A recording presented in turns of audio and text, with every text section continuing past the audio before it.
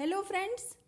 हम लोग अक्सर कहते हैं कि हमारा समाज पुरुष प्रधान है, पर क्या आपने कभी ये सोचा है कि हमारे समाज को पुरुष प्रधान बनाया किसने?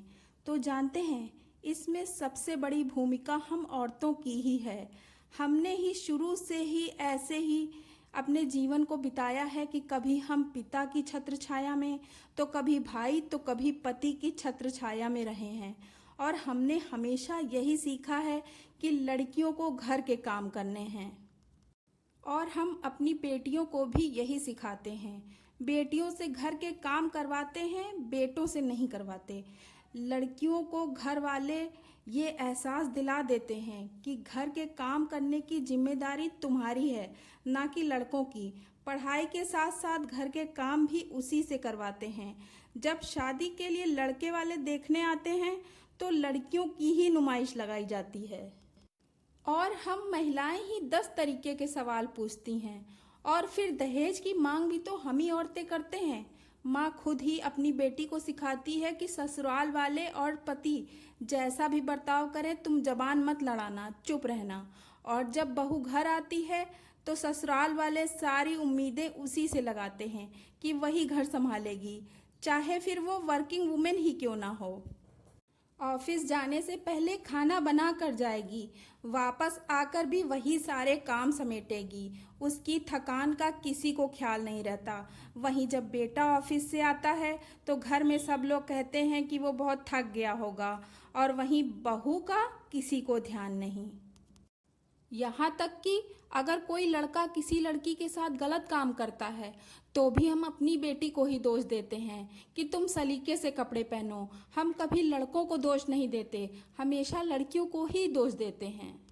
मुझे नहीं समझ आता कि हम महिलाएं यह सब कब बंद करेंगी।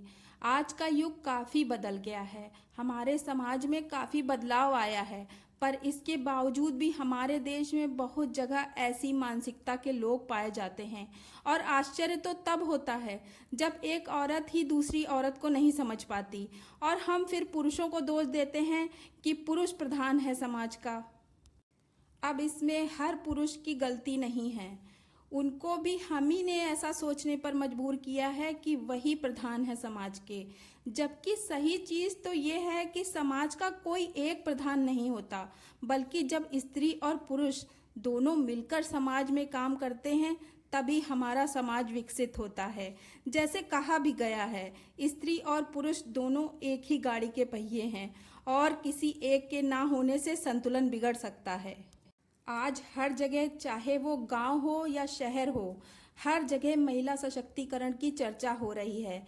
महिलाओं की स्थिति में पहले की अपेक्षा काफ़ी सुधार हुआ है, लेकिन जिस तेजी से सुधार की परिकल्पना की जाती है वैसा सुधार अभी नहीं हो पाया है।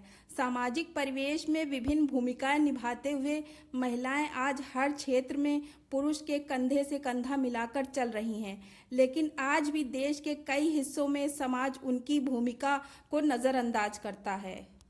तो जिस तरह से घर के लड़कों के साथ ट्रीट किया जाता है, और उसी तरह से अगर घर के बेटियों के साथ भी व्यवहार किया जाए तो हमारे समाज में बहुत बदलाव आ सकता है। स्त्री और पुरुष अगर दोनों साथ मिलकर काम करेंगे तो हमारे परिवेश का रूप ही कुछ और होगा। कोई भी किसी से कम नहीं है, तो फिर हमारे समाज को पुरुष प्रधान समाज कहा ही क्यों जाता है?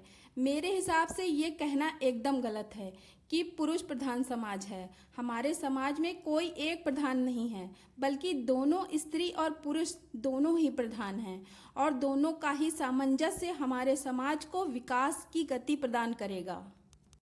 तो फ्रेंड्स, कैसा लगा मेरा ये दृष्टिकोण? कमेंट करके ज़रूर बताइएगा, और वीडियो को लाइक और शेयर ज़रूर कीजिए। और चैनल को अगर अभी तक आप लोगों ने सब्सक्राइब नहीं किया है तो सब्सक्राइब भी कर दीजिए, और बगल में बने बेल आइकन को प्रेस कीजिए ताकि हम लोग आसानी से मिल सकें। तो फिर मिलते हैं अपने नए दृष्टिकोण के साथ। ओम साईं राम, सबका मालिक एक।